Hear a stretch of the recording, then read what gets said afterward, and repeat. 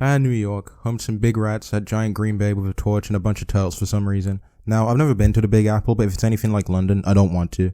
But with that being said, it did give us what I can honestly say is one of my favourite animated series of all time. MTV's Downtown is a perfect cultural time capsule of life in your early 20s and the late 90s, early 2000s, and that's what I'm going to be talking about in this video. I'm Chopped Cheese, and tonight we're going downtown.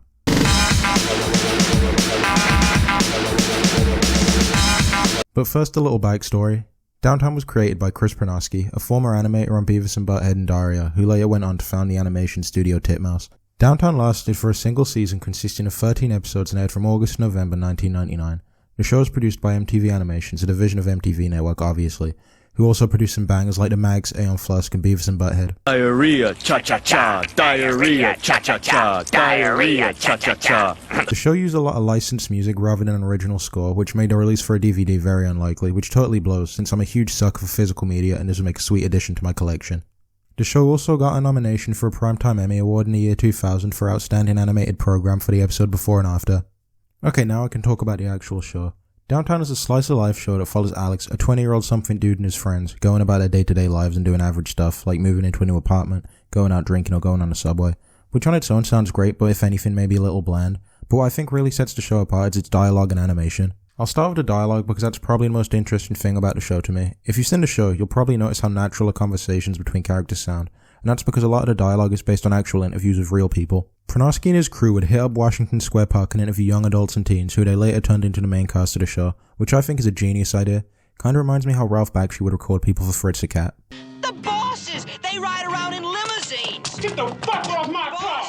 Seriously though, this really makes the whole show unique. The tangents and little stories that'll just interrupt the actual plot every now and then give the show such a relatable vibe. It helps that some of the things they say in the interviews are pretty much just put directly into the show. It makes it feel like it's not just a show, it's real life, and I really like that about Downtown. Up next is the animation. Downtown is without a doubt one of my favourite looking shows out there, and probably the biggest influence in my own art. The show's pretty much all hand drawn and I gotta say, shit looks gorgeous. The sketchy animation and saturated colours really make this show look and feel all dated and grungy and I love it. Downtown probably looks the most like an MTV show if you know what I mean. Like, this looks like the type of show you watch either super late at night or super early in the morning. Or one of those shows you wake up in the middle of after falling asleep on the sofa and it ends up just getting you sucked in. The saturated colours really give the show that dirty city vibe, but it totally switches up if the characters are going off on a random tangent or emotions are high, and it really highlights those moments in the show. Obviously, you can't have a good show without good characters, and man are the characters in this show good.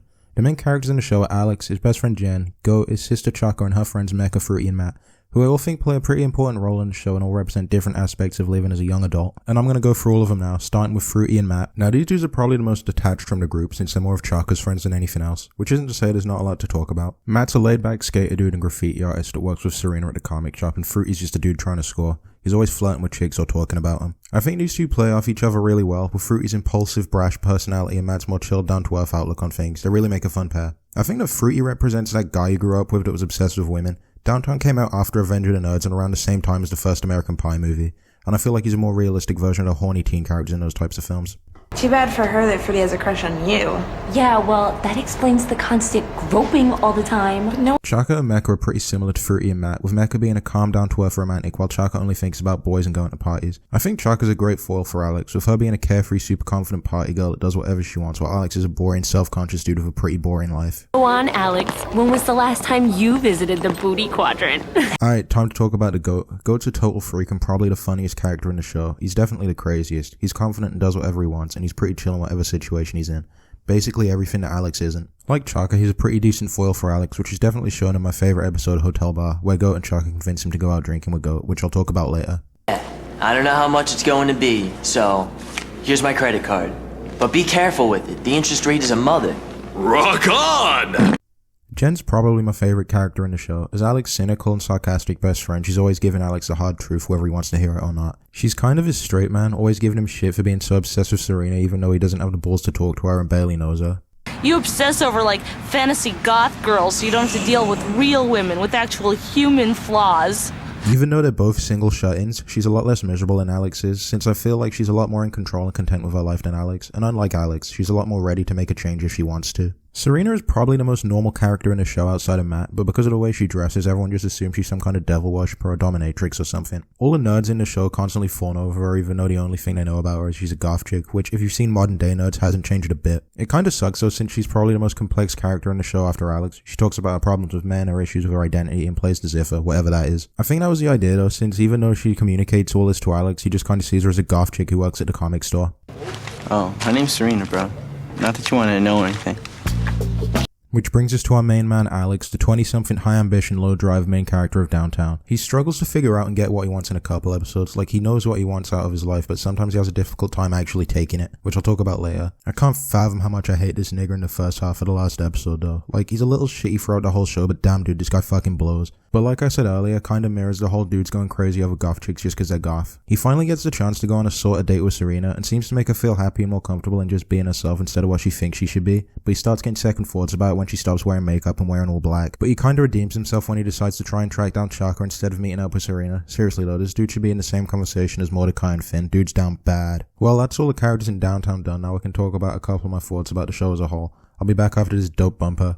Guess this is what they refer to as real life, huh? Bet you I could get them both back to my crib with the quickness. Does Big Fortuna look like he's having fun? You wouldn't know a good time if it bit you on your ass. Man, I feel the fool. My manhood's spinning. See, Mecca, that's how you play the game. MTV presents Downtown. An animated look at the most animated part of town. Drawn from real life. Downtown premieres next Tuesday night at 10:30 after The Real World. I honestly think Downtown is a perfect showcase of both aspects of life. The modernity and boredom of it all, the 9-to-5 jobs and the nights in with no dates, but at the same time, the excitement and wonder of living as a young adult. On one side, you've got Alex, who for the most part doesn't really do much. He doesn't go out partying like Chaka or go do whatever the hell it is Goat gets up to. We see that he isn't satisfied with his job at the copy store, but when he's given the opportunity to get a better job, he turns it down because he'd rather be in his shitty job than the arsehole being in charge of people in the same situation. It's kinda bleak, but it's like he's stuck either way.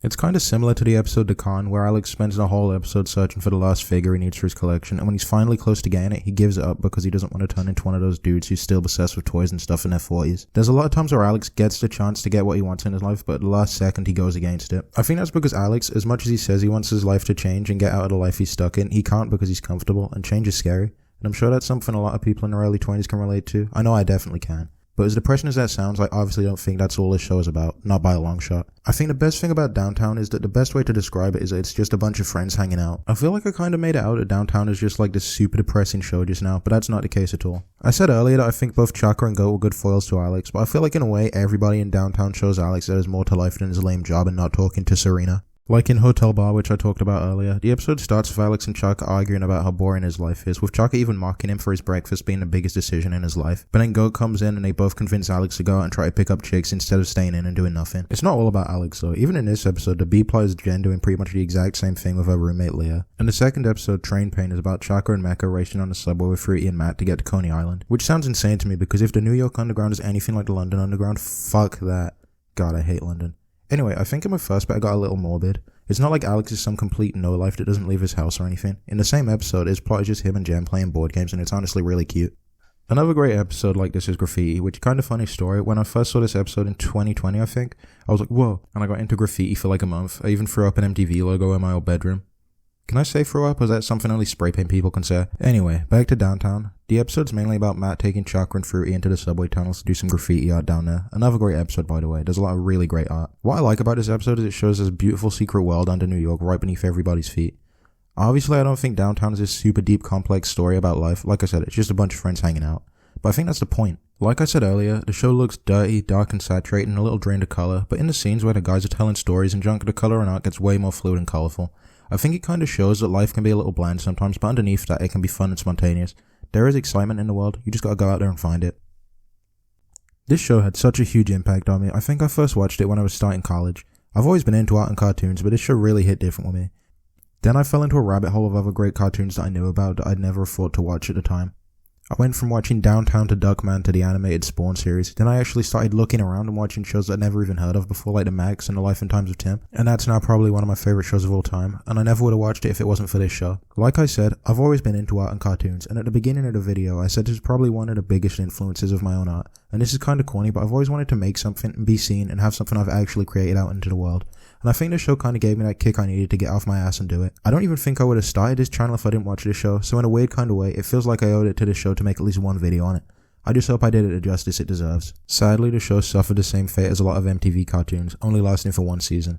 A lot of fans blame MTV's poor marketing for the show for its cancellation, and it's a huge shame, because I think the show had an insane amount of potential, the diverse cast, the super realistic dialogue. This show could have gone on for years, but honestly, as much as I love this show, and I do, I'm probably the #1 downtown boy, no doubt.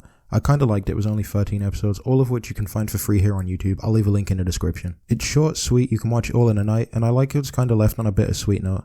I think I'm mainly fine with it being this short is because it just feels right, you know? An article on Vulture called Downtown a hyper-specific time capsule, and honestly I couldn't agree more.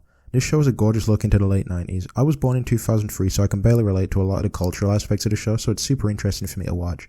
I feel like this show could definitely be made today, but it just wouldn't be the same. This show's a total relic and I wouldn't have it any other way. If you're still here, thank you for sticking around. I really appreciate it, and I really hate to ask, but if you enjoyed the video, give it a like and share it around.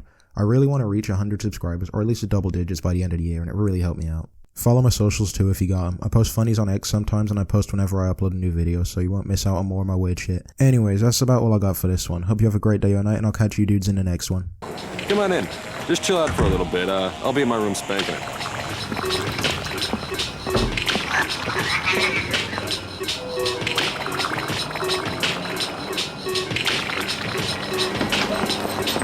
That was quick. Yeah, lots of practice.